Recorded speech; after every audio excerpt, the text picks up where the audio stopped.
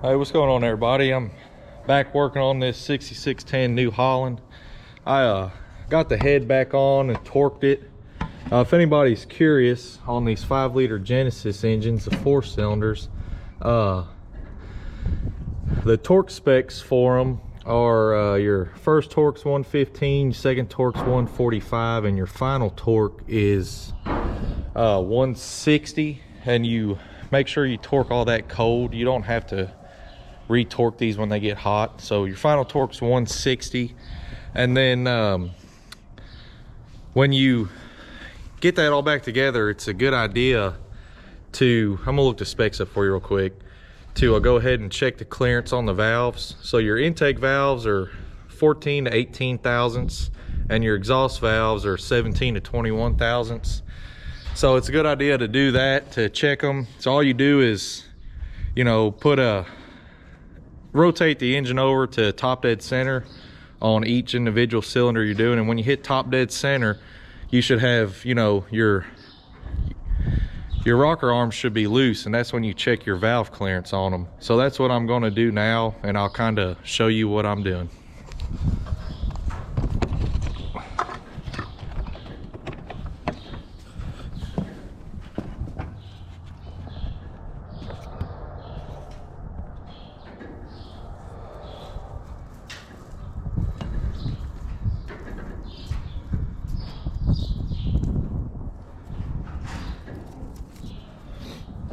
All right, so your forward valve here, see your rocker arm's loose, your forward valve, I'm gonna set mine right in the middle to about 15 thousandths. You could probably use just a little bit more. And use your feeler gauges, and you just want consistent pressure across it on your feeler gauge.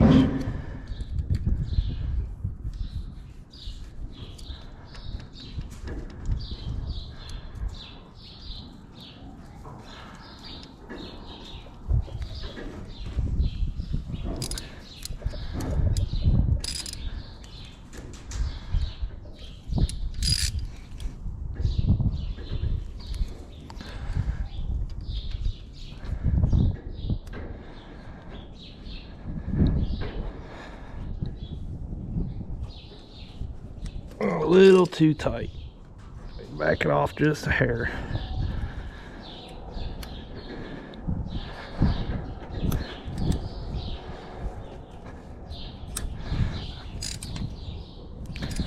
All right, so once you get your valve clearance, you can go ahead and check your exhaust valve too on that cylinder while it's at top dead center. And once you get that set, you just rotate the engine around again to get your next cylinder at top dead center and check it.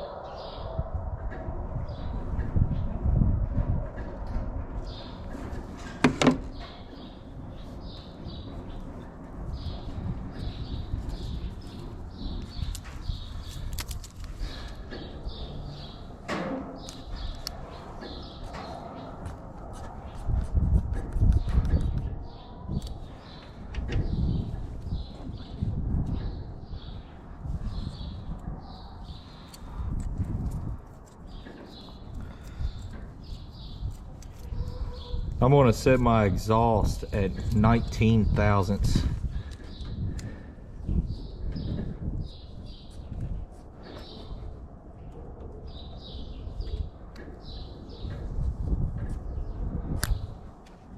So that feels pretty good on that one. So now I'm going to rotate the engine over to get number 2 at top dead center.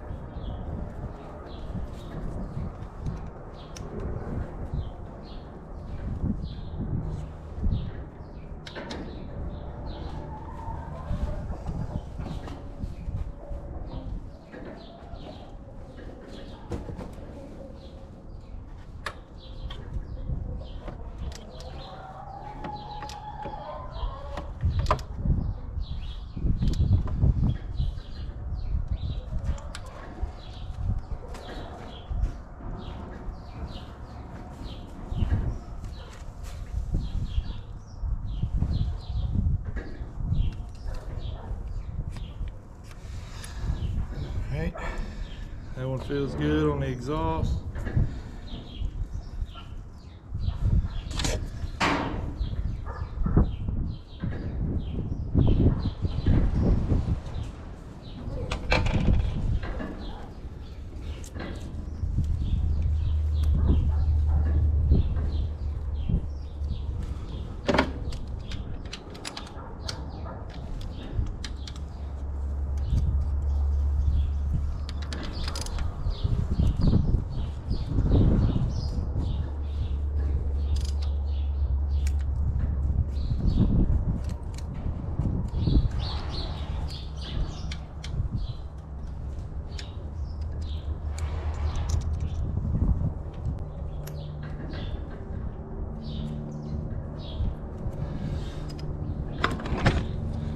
All right, so that's the process of it. Like I said, just keep rotating, make sure you find top dead center. Check them when you hit top dead center. Repeat that process for all 4 steps. And I'll get back to you when I get that done. We'll move on to the next step. All right, I got the all the valve clearances set to how I like it. I went back, just make sure everything was torqued back to 160 foot-pounds. I'm gonna go ahead and put my intake manifold on this side, so then I can start running all my fuel lines to the injection pump, to the injectors, to the thermostat that goes into the manifold. So I'll let y'all watch for that.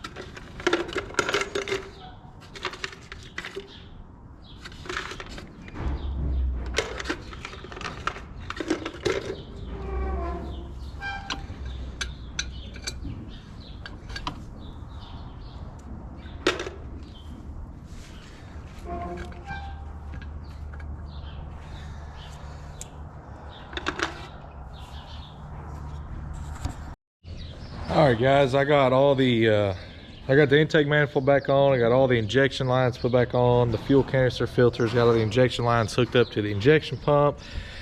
I got the thermostat line ran. This is, let me get you a picture here. So you had to take all of your injector lines off, and they run up right up here, and they cut across your exhaust manifold, and then like I say, you put them right into your injectors. Here's your return line. Your injector return line goes on the top. It has 2 copper washers on top and bottom of that banjo bolt. So make sure you replace those. You're not supposed to reuse copper washers. So that's what I'm talking about right here. These banjo bolts, they have copper washer on the top and bottom of the return line. Then it comes through and this goes back to your tank right here, this line. So you hook all that back up. Like I said, and have your, got the injector lines ran, intake manifolds on. So I guess my next step, I'm probably gonna go ahead and get the valve cover put on it, and start running wiring and put the exhaust manifold on the other side and put the turbo on. All right guys, I got all the wiring ran. I got the thermostat housing put back on. I got the alternator sitting here. Thermostat housing's up here in the front. Now I'm gonna go ahead and put the exhaust manifold back on and go ahead and put the turbo on and put the air intake crossover tube for the turbo back on.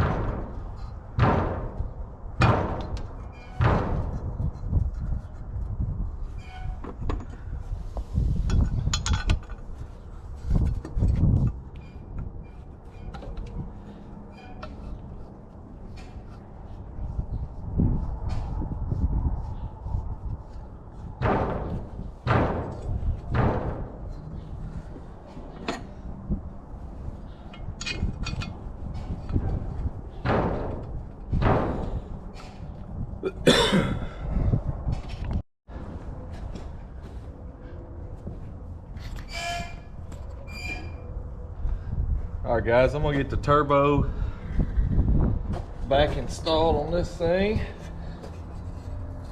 Put your fresh new gasket in it and set your turbo down on it. There's a few bolts here on this side that hold the exhaust.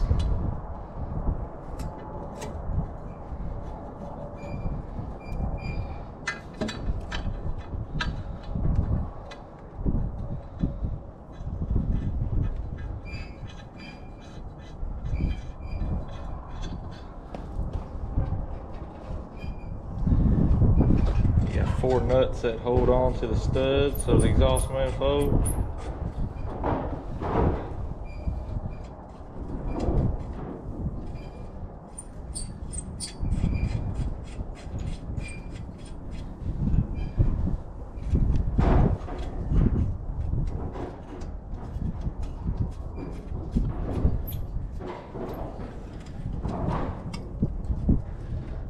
And then this line here is antifreeze that comes up. This has like it's a oil cooler on the turbo, and then this is your oil line that goes to the top of the turbo.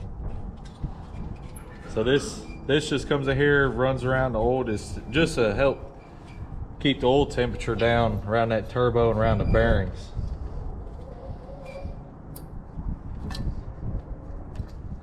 All right, when I get this all tightened back up, I'll come back on.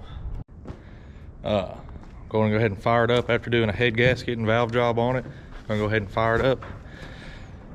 See how it sounds and make sure we ain't building pressure in the radiator, no bubbles or anything.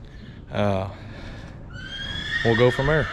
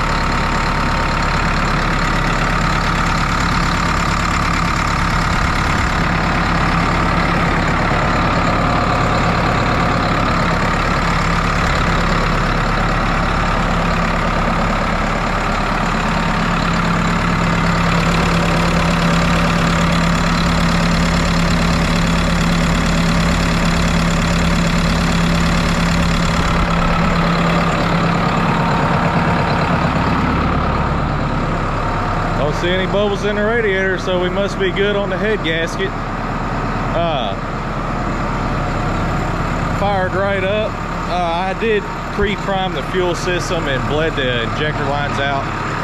When you take all the injector lines and stuff off of it, you need to make sure to run that electric fuel pump, prime the system, and crack your injectors, and then just crank on it until you get fuel coming out of your injector lines. Once you get fuel coming out of your injector lines, go ahead and tighten them back down. That way you know you have all the air out of the system, and then crank on it and get it until it starts up. But it sounds good, it's running good.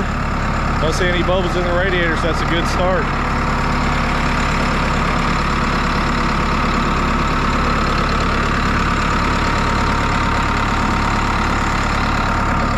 Thanks for watching, guys. Make sure to like and subscribe for more tractor videos and repairs and just farming in general.